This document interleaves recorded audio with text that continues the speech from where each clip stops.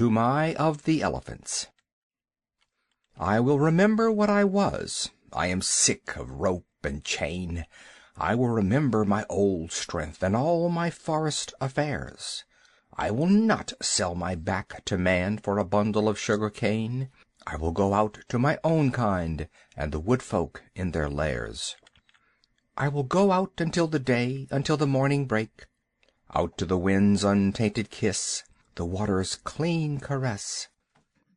I will forget my ankle ring and snap my picket stake. I will revisit my lost loves and playmates masterless.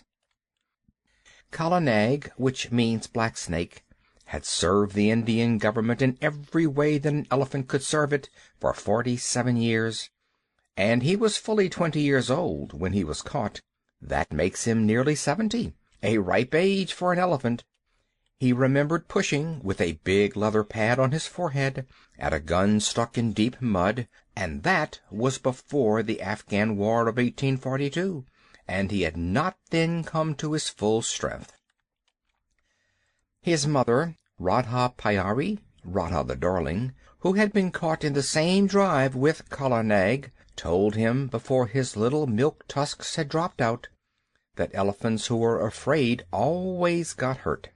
Kala Nag knew that that advice was good, for the first time that he saw a star shell burst, he backed screaming into a stand of piled rifles, and the bayonets pricked him in all his softest places. So before he was 25, he gave up being afraid, and so he was the best loved and the best looked after elephant in the service of the government of India. He had carried tents, 1,200 pounds weight of tents, on the march in Upper India. He had been hoisted into a ship at the end of a steam crane and taken for days across the water, and made to carry a mortar on his back in a strange and rocky country very far from India, and had seen the Emperor Theodore lying dead in Magdala, and had come back again in the steamer entitled, as the soldiers said, to the Abyssinian War Medal. He had seen his fellow elephants die of cold and epilepsy and starvation and sunstroke up at a place called Ali Mushtid 10 years later, and afterward he had been sent down thousands of miles south to haul and pile big balks of teak in the timber yards at Mulmeen. There he had half killed an insubordinate young elephant who was shirking his fair share of work. After that he had been taken off timber hauling and employed, with a few score other elephants who were trained to the business, in helping catch wild elephants among the Garo hills. Elephants are very strictly preserved by the Indian government. There is one whole department which does nothing else but hunt them and catch them and break them in, and send them up and down the country as they are needed for work. Kala Nag stood 10 fair feet at the shoulders, and his tusks had been cut off short at 5 feet and bound round the ends, to prevent them from splitting, with bands of copper. But he could do more with those stumps than any untrained elephant could do with the real sharpened ones. When, after weeks and weeks of cautious driving of scattered elephants across the hills, the 40 or 50 wild monsters were driven into the last stockade, and the big drop gate, made of tree trunks lashed together, jarred down behind them, Kala Nag, at the word of command, would go into that flaring, trumpeting pandemonium, generally at night, when the flicker of the torches made it difficult to judge distances, and, picking out the biggest and wildest tusker of the mob, would hammer him and hustle him into quiet, while the men on the backs of the other elephants roped and tied the smaller ones. There was nothing in the way of fighting that Kala Nag, the old wise black snake, did not know, for he had stood up more than once in his time to the charge of the wounded tiger, and, curling up his soft trunk to be out of harm's way, had knocked the springing brute sideways in mid-air with a quick sickle cut of his head that he had invented all by himself, had knocked him over and kneeled upon him with his huge knees till the life went out with a gasp and a howl, and there was only a fluffy striped thing on the ground for Kala Nag to pull by the tail.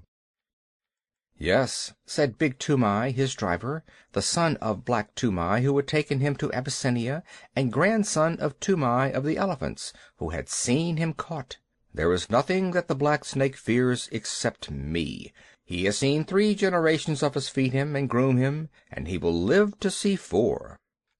"He is afraid of me also," said little Toomai, standing up to his full height of 4 feet, with only one rag upon him.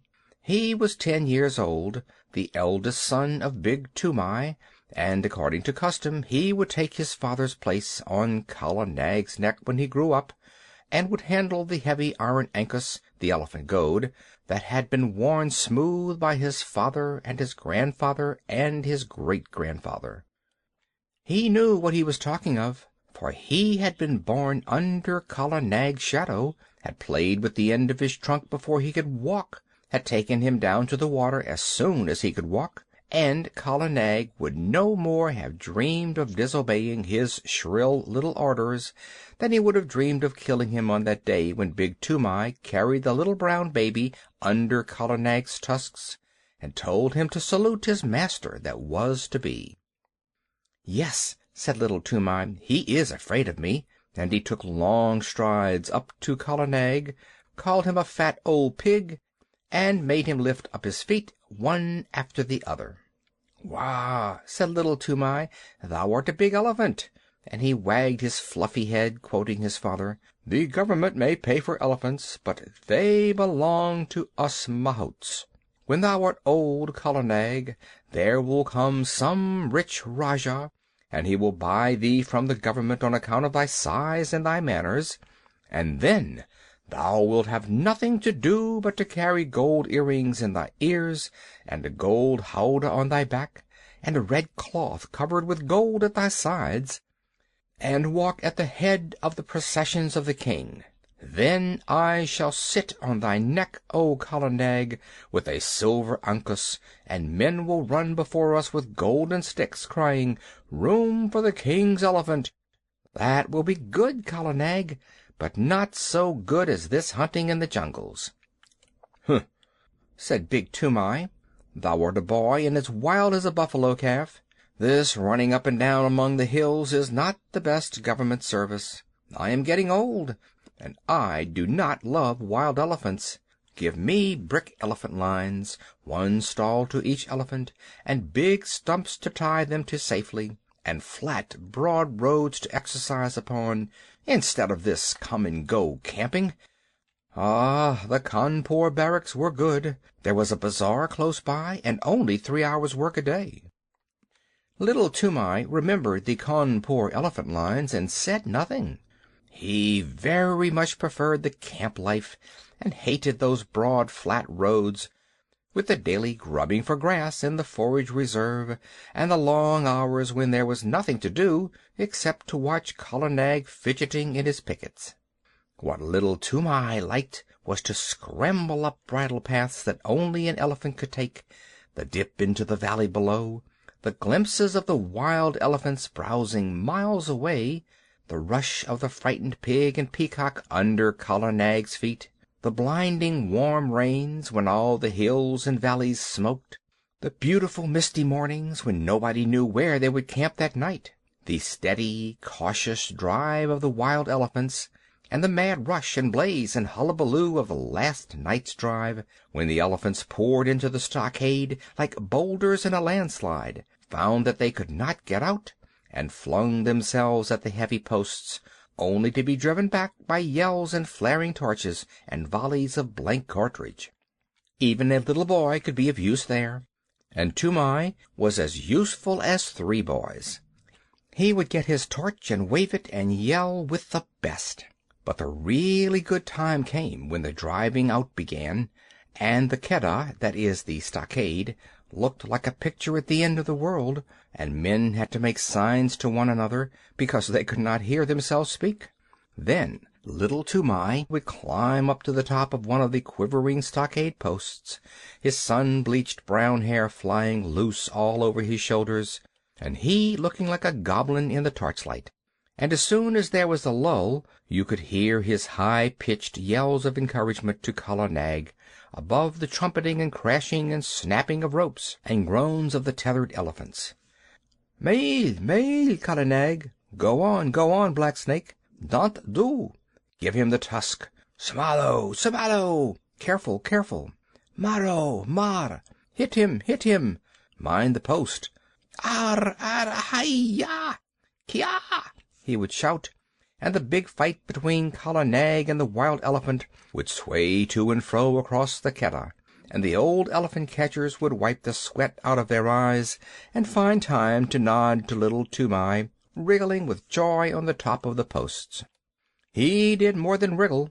One night he slid down from the post and slipped in between the elephants and threw up the loose end of a rope which had dropped to a driver who was trying to get a purchase on the leg of a kicking young calf.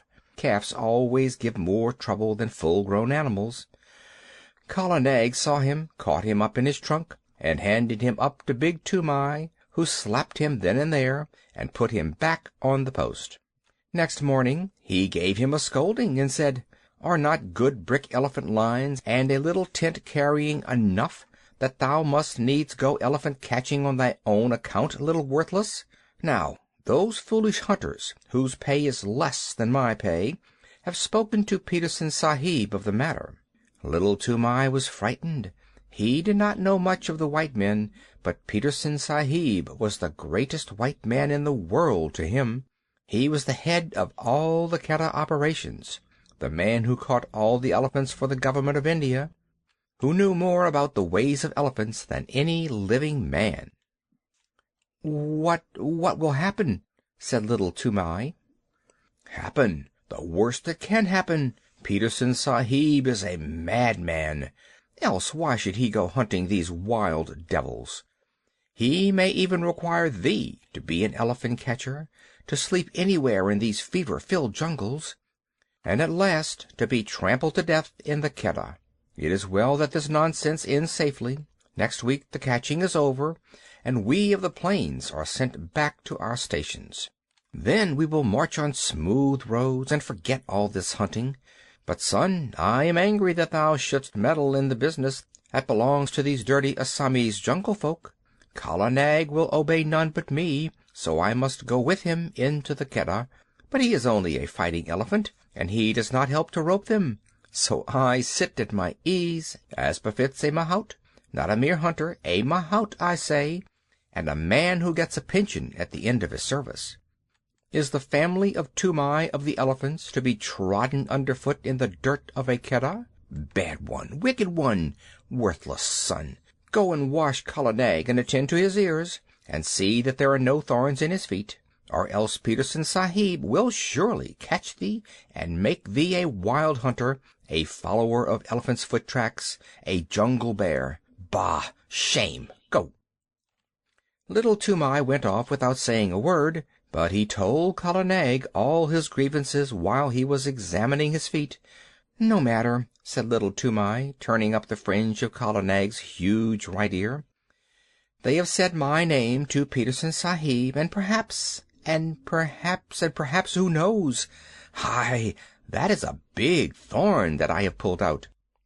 The next few days were spent in getting the elephants together, in walking the newly caught elephants up and down between a couple of tame ones to prevent them giving too much trouble on their downward march to the plains, and in taking stock of the blankets and ropes and things that had been worn out or lost in the forest.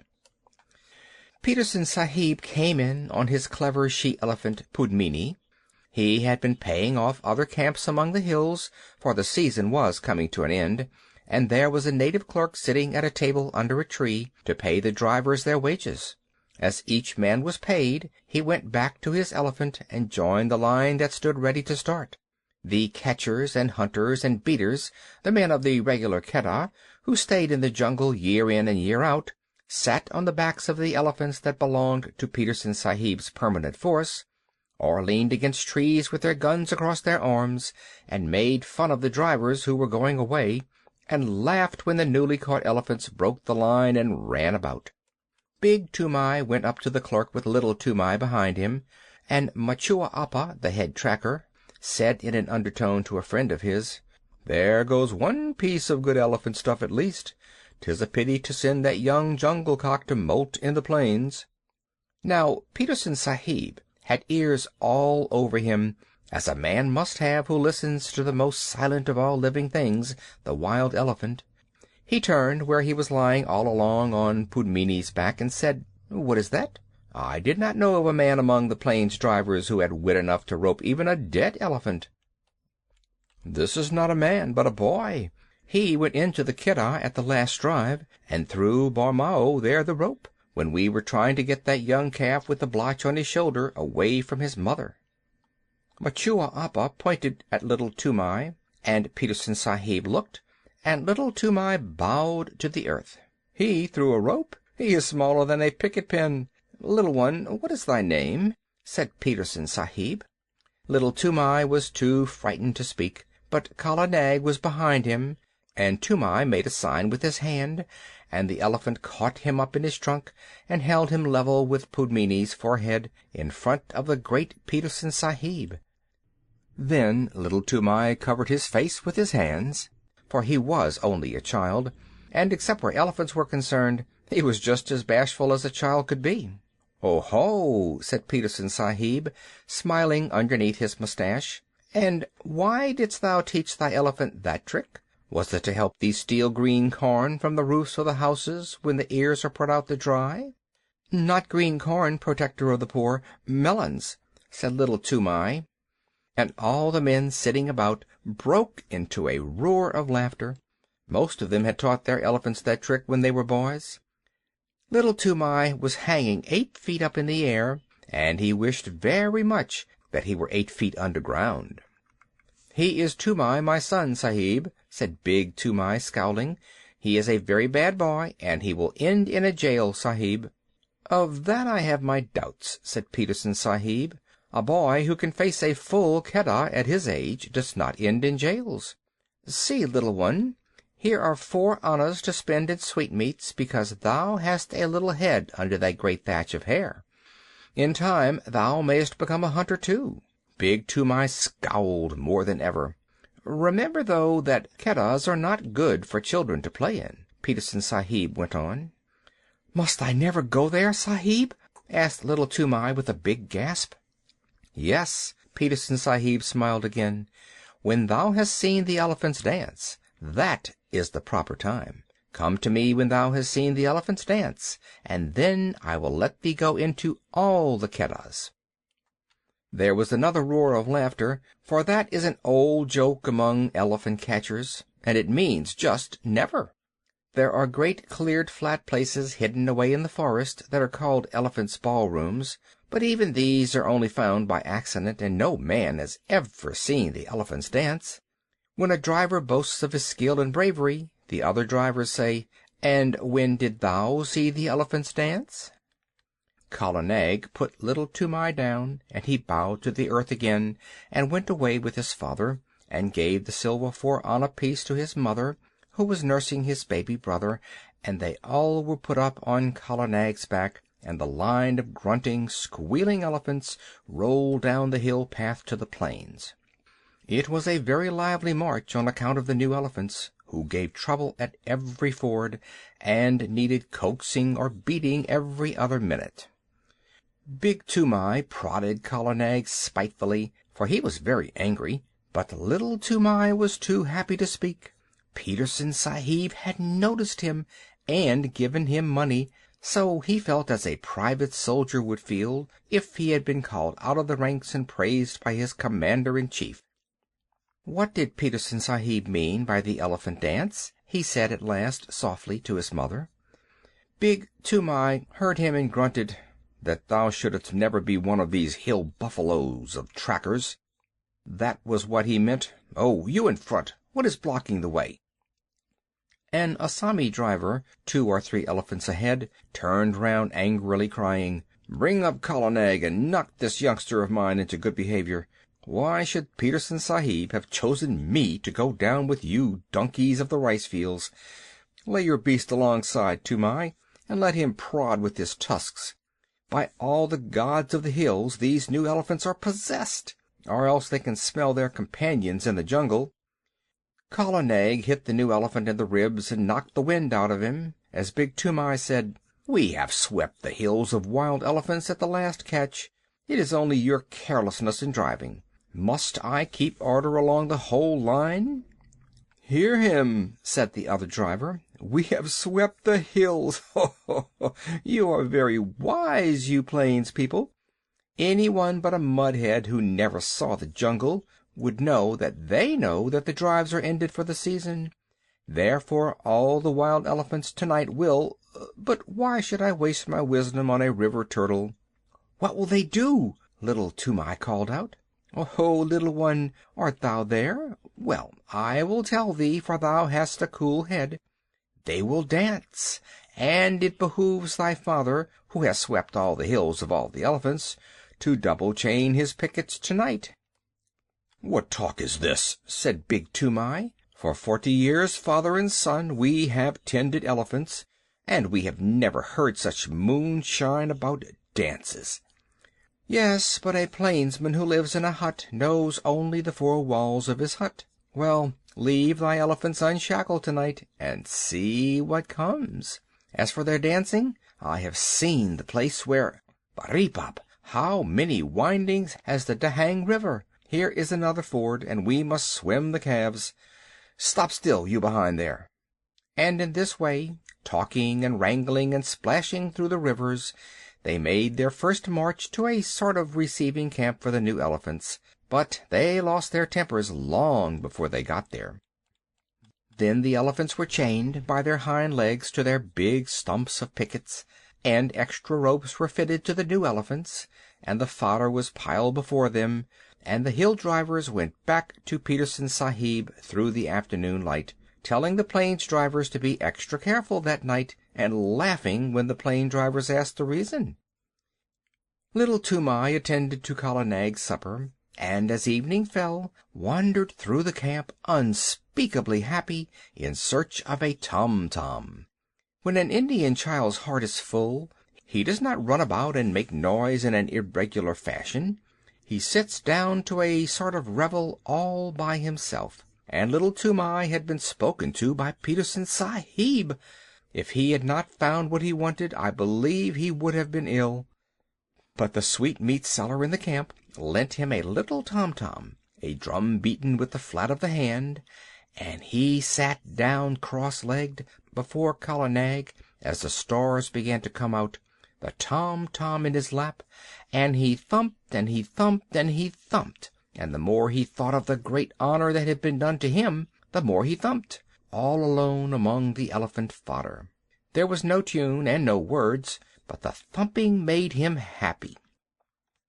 The new elephants strained at their ropes and squealed and trumpeted from time to time, and he could hear his mother in the camp hut putting his small brother to sleep with an old, old song about the great god Shiv, who once told all the animals what they should eat. It is a very soothing lullaby, and the first verse says: "Shiv, who poured the harvest and made the winds to blow, sitting at the doorways of a day of long ago, gave to each his portion, food and toil and fate, from the king upon the guddi to the beggar at the gate. All things made he, Shiva the preserver. Mahedo, Mahedo, he made all. Thorn for the camel, fodder for the kine, and mother's heart for a sleepy head, O little son of mine." Little Toomai came in with a joyous thunk-a-thunk at the end of each verse, till he felt sleepy, and stretched himself on the fodder at Kala Nag's side. At last the elephants began to lie down one after another, as is their custom, till only Kala Nag at the right of the line was left standing up, and he rocked slowly from side to side, his ears put forward to listen to the night wind as it blew very slowly across the hills. The air was full of all the night noises that, taken together, make one big silence. The click of one bamboo stem against the other, the rustle of something alive in the undergrowth, the scratch and squawk of a half-waked bird (birds are awake in the night much more often than we imagine), and the fall of water ever so far away. Little Toomai slept for some time, and when he waked it was brilliant moonlight, and Kala Nag was still standing up with his ears cocked. Little Toomai turned, rustling in the fodder, and watched the curve of his big back against half the stars in heaven, and while he watched he heard, so far away that it sounded no more than a pinhole of noise pricked through the stillness, the hoot-toot of a wild elephant. All the elephants in the lines jumped up as if they had been shot, and their grunts at last waked the sleeping mahouts, and they came out and drove in the picket pegs with big mallets, and tightened this rope and knotted that till all was quiet.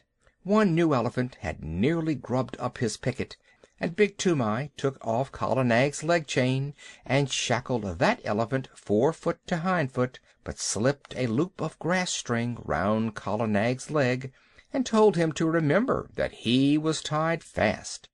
He knew that he and his father and his grandfather had done the very same thing hundreds of times before. Kala Nag did not answer to the order by gurgling as he usually did. He stood still, looking out across the moonlight, his head a little raised, and his ears spread like fans up to the great folds of the Garo hills. "Tend to him if he grows restless in the night," said Big Toomai to Little Toomai, and he went into the hut and slept. Little Toomai was just going to sleep too, when he heard the courier string snap with a little tang, and Kala Nag rolled out of his pickets as slowly and as silently as a cloud rolls out of the mouth of a valley. Little Toomai pattered after him barefooted down the road in the moonlight, calling under his breath, "Kala Nag, Kala Nag, take me with you, O Kala Nag." The elephant turned without a sound, took 3 strides back to the boy in the moonlight, put down his trunk, swung him up to his neck, and almost before Little Toomai had settled his knees, slipped into the forest. There was one blast of furious trumpeting from the lines, and then the silence shut down on everything, and Kala Nag began to move.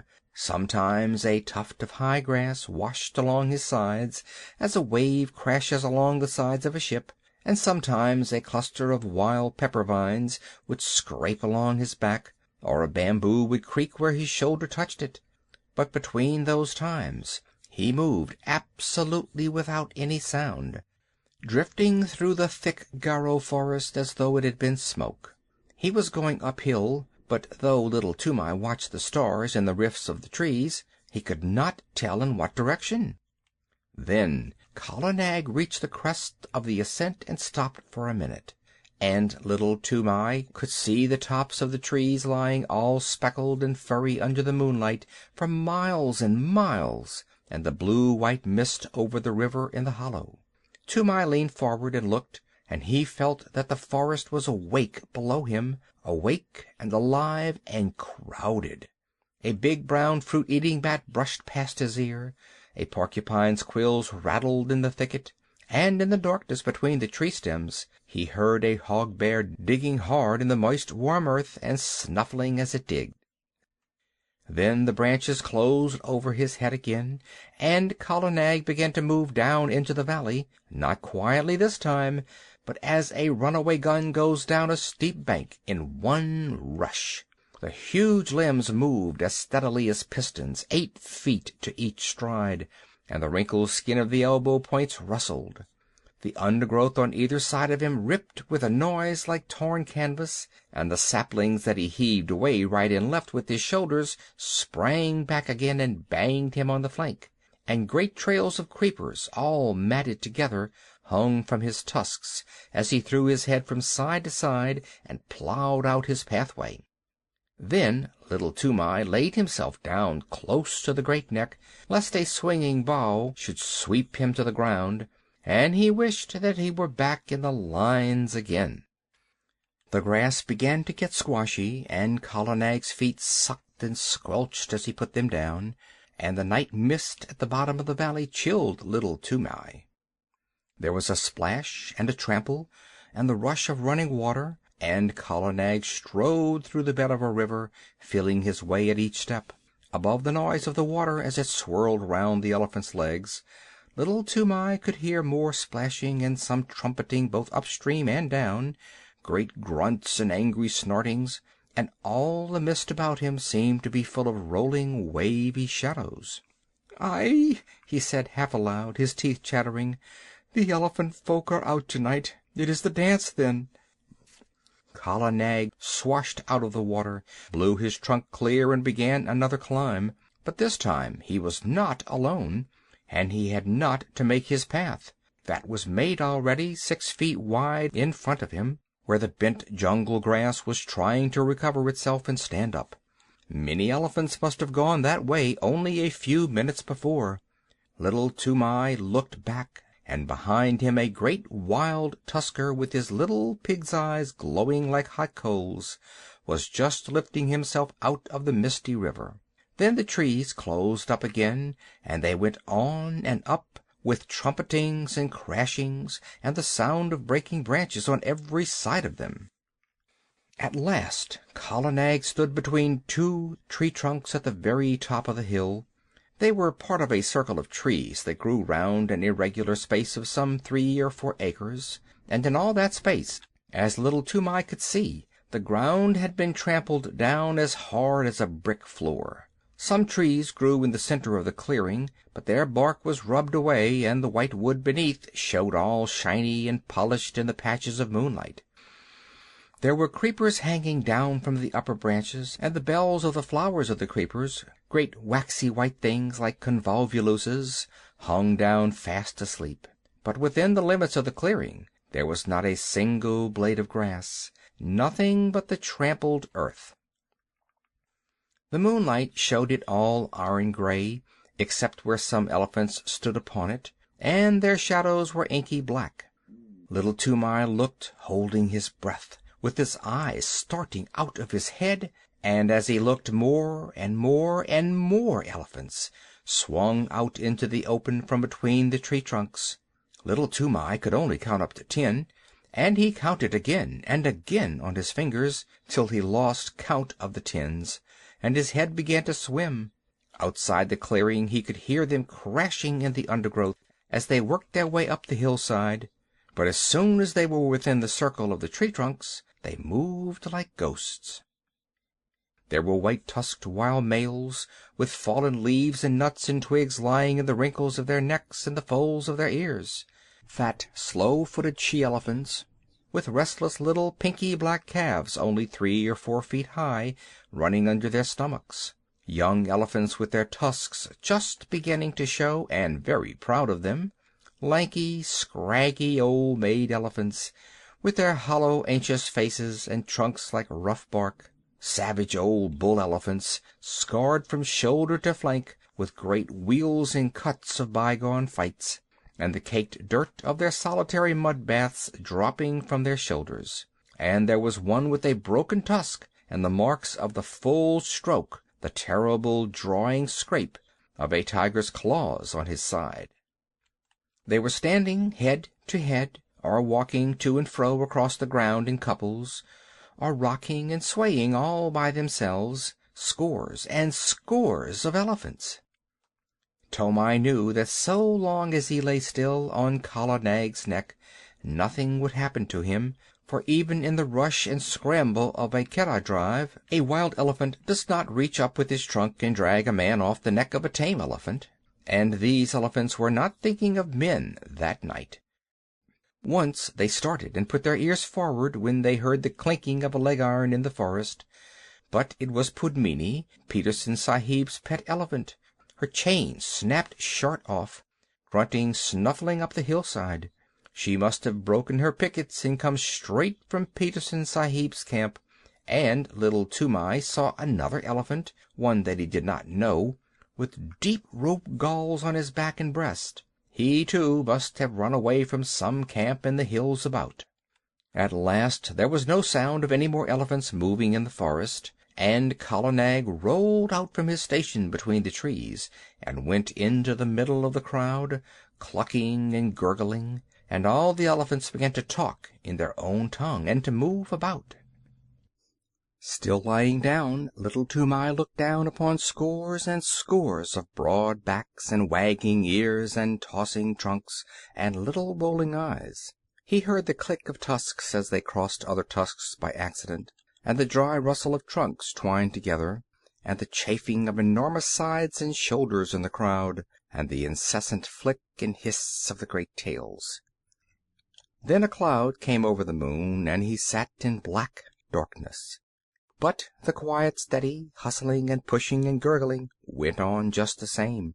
He knew that there were elephants all round Kala Nag, and that there was no chance of backing him out of the assembly, so he set his teeth and shivered. In a keddah, at least, there was torchlight and shouting, but here he was all alone in the dark, and once a trunk came up and touched him on the knee. Then an elephant trumpeted, and they all took it up for 5 or 10 terrible seconds. The dew from the trees above splattered down like rain on the unseen backs, and a dull booming noise began, not very loud at first, and little Toomai could not tell what it was. But it grew and grew, and Kala Nag lifted up one forefoot and then the other, and brought them down on the ground, 1, 2, 1, 2, as steadily as trip hammers. The elephants were stamping all together now, and it sounded like a war drum beaten at the mouth of a cave. The dew fell from the trees till there was no more left to fall, and the booming went on, and the ground rocked and shivered, and little Toomai put his hands up to his ears to shut out the sound, but it was all one gigantic jar that ran through him, this stamp of hundreds of heavy feet on the raw earth. Once or twice he could feel Kala Nag and all the others surge forward a few strides, and the thumping would change to the crushing sound of juicy green things being bruised, but in a minute or two the boom of feet on hard earth began again. A tree was creaking and groaning somewhere near him. He put out his arm and felt the bark, but Kala Nag moved forward, still tramping, and he could not tell where he was in the clearing. There was no sound from the elephants except once, when 2 or 3 little calves squeaked together. Then he heard a thump and a shuffle, and the booming went on. It must have lasted fully 2 hours, and little Toomai ached in every nerve, but he knew by the smell of the night air that the dawn was coming. The morning broke in one sheet of pale yellow behind the green hills, and the booming stopped with the first ray, as though the light had been in order. Before little Toomai had got the ringing out of his head, before even he had shifted his position, there was not an elephant in sight except Kala Nag, Pudmini, and the elephant with the rope galls, and there was neither sign nor rustle nor whisper down the hillsides to show where the others had gone. Little Toomai stared again and again. The clearing, as he remembered it, had grown in the night. More trees stood in the middle of it, but the undergrowth and the jungle grass at the sides had been rolled back. Little Toomai stared once more. Now he understood the tramping. The elephants had stamped out more room, had stamped the thick grass and juicy cane to trash, the trash into slivers, the slivers into tiny fibers, and the fibers into hard earth. "Wah!" said little Toomai, and his eyes were very heavy. "Kala Nag, my lord, let us keep by Pudmini and go to Peterson Sahib's camp, or I shall drop from thy neck." The third elephant watched the two go away, snorted, wheeled round, and took his own path. He may have belonged to some little native king's establishment 50 or 60 or 100 miles away. 2 hours later, as Peterson Sahib was eating early breakfast, his elephants, who had been double-chained that night, began to trumpet, and Pudmini, mired to the shoulders, with Kala Nag very footsore, shambled into the camp. Little Toomai's face was gray and pinched, and his hair was full of leaves and drenched with dew, but he tried to salute Peterson Sahib, and cried faintly, "The dance! The elephant dance! I have seen it, and I die." As Kala Nag sat down, he slid off his neck in a dead faint. But since native children have no nerves worth speaking of, in 2 hours he was lying very contentedly in Peterson Sahib's hammock, with Peterson Sahib's shooting coat under his head, and a glass of warm milk, a little brandy with a dash of quinine inside of him, and while the old hairy scarred hunters of the jungles sat 3 deep before him, looking at him as though he were a spirit, he told his tale in short words, as a child will, and wound up with, "Now, if I lie in one word, send men to see, and they will see that the elephant folk have tramped down more room in their dance room, and they will find 10 and 10, and many times 10, tracks leading to that dance room. They made more room with their feet. I have seen it. Kala Nag took me, and I saw. Also, Kala Nag is very leg-weary." Little Toomai lay back and slept all through the long afternoon and into the twilight. And while he slept, Peterson Sahib and Makua Appa followed the track of the 2 elephants for 15 miles across the hills. Peterson Sahib had spent 18 years in catching elephants, and he had only once before found such a dance place. Makua Appa had no need to look twice at the clearing to see what had been done there, or to scratch with his toe in the packed rammed earth. "The child speaks truth," said he. "All this was done last night, and I have counted 70 tracks crossing the river. See, Sahib, where Pudmini's leg irons cut the bark of that tree? Yes, she was there too." They looked at one another and up and down, and they wondered, for the ways of elephants are beyond the wit of any man, black or white, to fathom. 40 years and 5, said Makua Appa, have I followed my lord the elephant, but never have I heard that any child of man has seen what this child has seen. By all the gods of the hills, it is—what can we say? And he shook his head. When they got back to camp, it was time for the evening meal. Peterson Sahib ate alone in his tent, but he gave orders that the camp should have 2 sheep and some fowls, as well as a double ration of flour and rice and salt, for he knew that there would be a feast. Big Toomai had come up hotfoot from the camp in the plains to search for his son and his elephant, and now that he had found them, he looked at them as though he were afraid of them both. And there was a feast by the blazing campfires in front of the lines of picketed elephants, and little Toomai was the hero of it all, and the big brown elephant catchers, the trackers and drivers and ropers, and the men who knew all the secrets of breaking the wildest elephants, passed him from one to the other, and they marked his forehead with blood from the breast of a newly killed jungle cock, to show that he was a forester, initiated and free of all the jungles. At last, when the flames died down and the red light of the logs made the elephants look as though they had been dipped in blood too, Makua Appa, the head of all the drivers of all the Keddahs, Makua Appa, Peterson Sahib's other self, who had never seen a made road in 40 years, Makua Appa, who was so great that he had no other name than Makua Appa, leaped to his feet, with little Toomai held high in the air above his head, and shouted, "Listen, my brothers! Listen too, you my lords in the lines there, for I, Makua Appa, am speaking. This little one shall no more be called Little Toomai, but Toomai of the Elephants, as his great-grandfather was called before him. What never man has seen, he has seen through the long night, and the favor of the elephant folk and of the gods of the jungles is with him. He shall become a great tracker. He shall become greater than I, even I, Makua Appa. He shall follow the new trail, and the stale trail, and the mixed trail, with a clear eye. He shall take no harm in the Keddah when he runs under their bellies to rope the wild tuskers. And if he slips before the feet of the charging bull-elephant, the bull-elephant shall know who he is, and shall not crush him. Ahai, my lords in the chains!" He whirled up the line of pickets. "Here is the little one that has seen your dances in your hidden places, the sight that never man saw.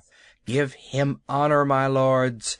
Salam karo, my children, make your salute to Toomai of the elephants. Gonga Pershad, aha! Ira Gju, Birchigo Gju, Kutar Gju, aha! Pudmini, thou hast seen him at the dance, and thou too, Kala Nag, my pearl among elephants. Aha! Together to Toomai of the elephants! Brow!